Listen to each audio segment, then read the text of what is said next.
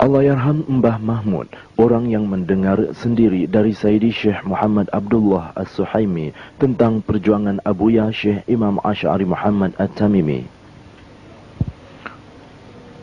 Allahyarham Mbah Mahmud menjadi khadam kepada Sayyidi Syekh Muhammad Abdullah As-Suhaimi, seorang ahli ibadah yang begitu terserlah akhlak dan kepribadiannya.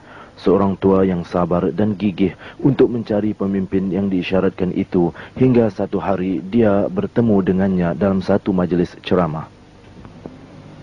Mbah Mahmud di antara beberapa orang yang berada di sisi Sayyidi Syekh Muhammad Abdullah As-Suhaimi pada tahun 1925 sebelum beliau gaib. Ini bagus dah jamin. Inilah saya harap. Ini saya harap. Inilah saja. Yang Mbah Agung suruh cari Ustaz Asy'ari itu waktu bila? Ini kita masalah kita ini. Ini akhir-akhir ni kata dia alim ulama yang mustahid betul-betulnya, mujahadah betul-betul. Di dalam hati tak ada ganti. Ibarat macam lu padam. Jadi dalam cakap saya sedih lah, menjerit saya macam betul. Lari dia berjalan yang di Jepun Kelang, dia berlari untuk nangis. Tak tahu dolar saya.